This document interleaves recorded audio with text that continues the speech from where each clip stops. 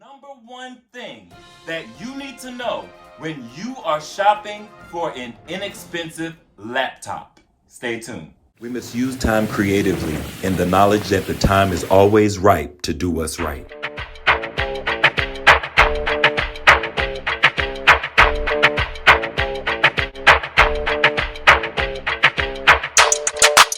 I like Chef Lance because he makes me laugh.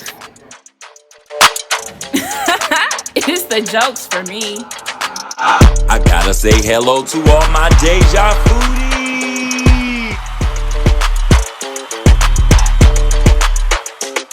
Man, his events are a display of flavor.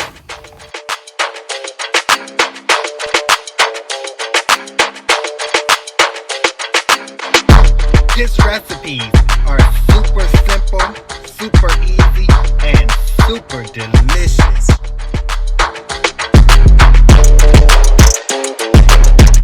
With full restaurant reviews, Deja Food and Decor TV is everything food.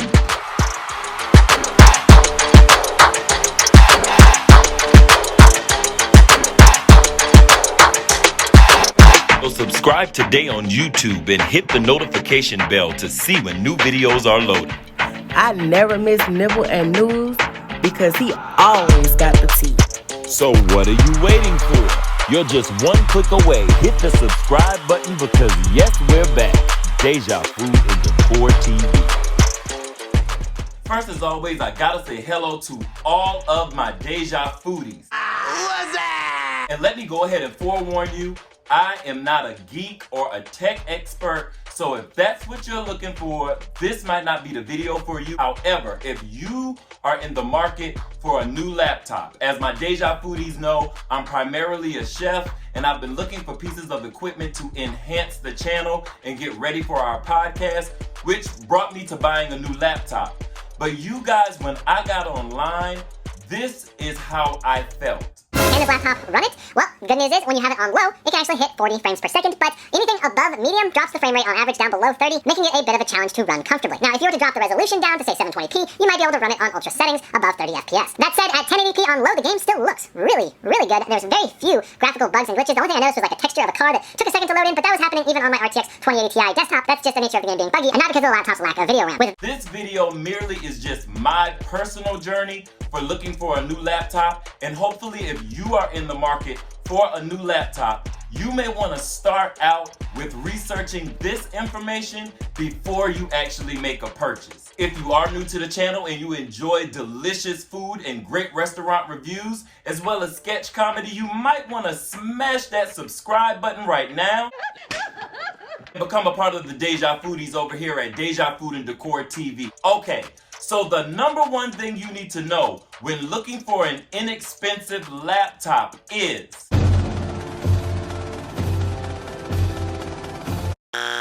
there is no such thing as a damn inexpensive laptop.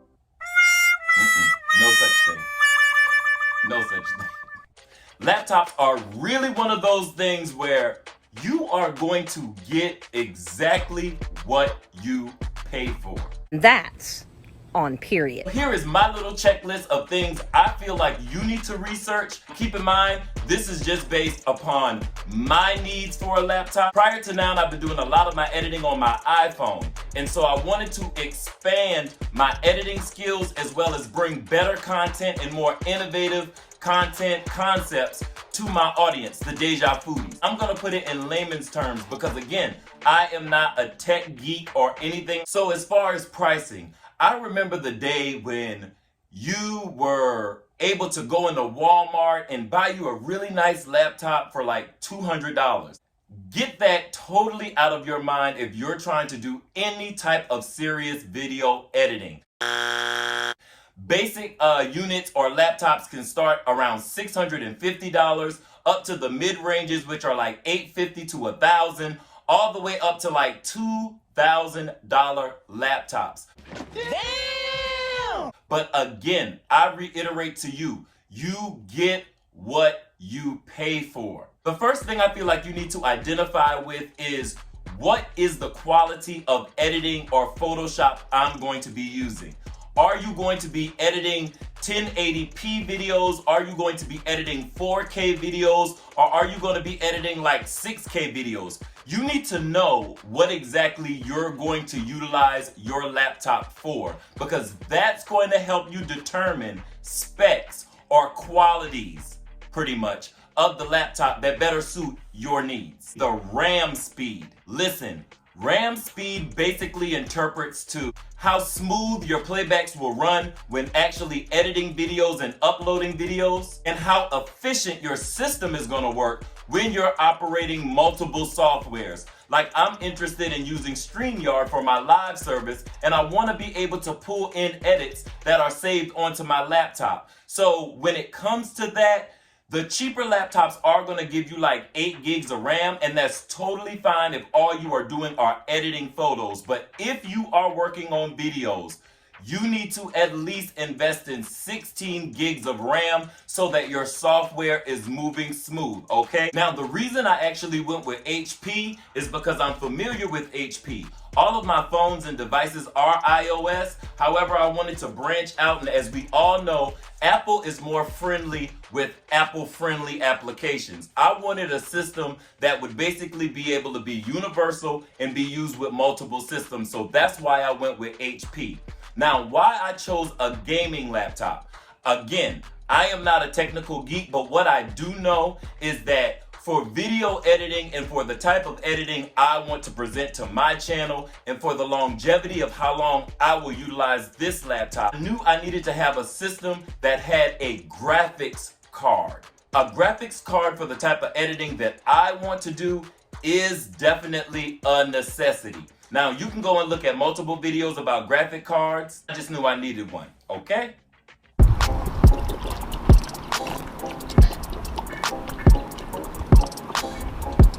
Storage is not one of those things that make a laptop tremendously better or superior over another. But if you do not want to be in the repetition of deleting a lot of footage, and especially if you do not have an external storage drive, storage is going to be important on the laptop that you purchase. So if you want to be able to hold on to a lot of your content, you want to make sure that you have large amounts of storage. And unfortunately, on the cheaper units, it's not going to be a whole lot of storage. You make sure you have money, then you buy it. Now, on this HP that I purchased, I believe I have 258 gigs of the internal storage, but it also had 1 terabyte of backup storage. So I have a lot of room to hold on to those edits, especially if you are going to be doing edits in 4K. I've heard that those files are very massive.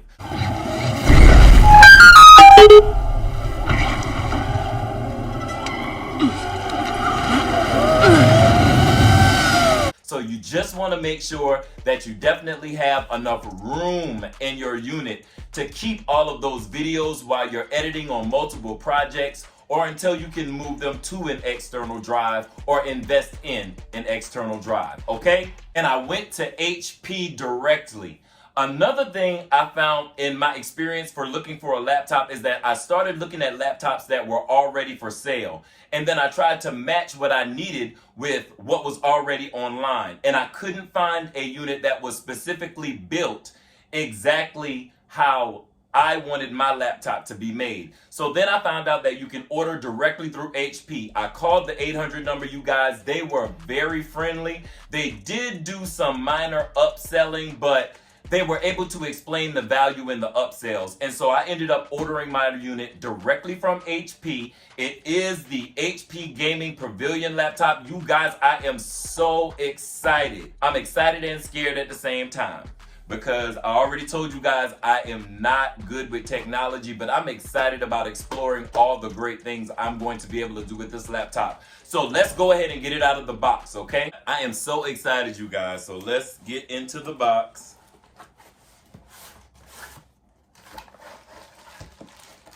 So here I'm going to have my power cords and my power unit.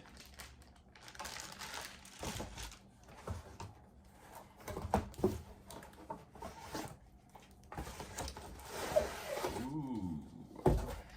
All right. And we have our manual and some instructions. And there is my baby. She's still in the bag. Woo! I'm so excited. Woo! Okay. And there she is.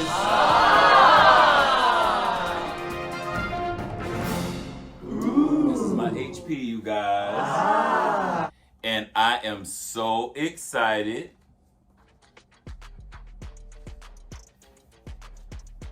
I am so excited. So excited. So I have my new laptop. Some other things I bought really quickly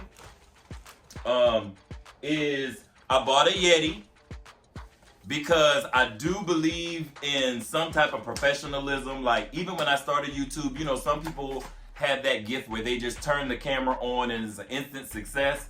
I kind of wanted everything, even like with my edits, to kind of look a little professional, or at least that I cared about the content I was putting out. So this is my Yeti that I bought that we are going to be using for the podcast, because initially with it just being a podcast, hold on 1 second. But initially with it just being a podcast, I wanted you guys to have good quality and sound. So I invested in my Yeti. And here she is.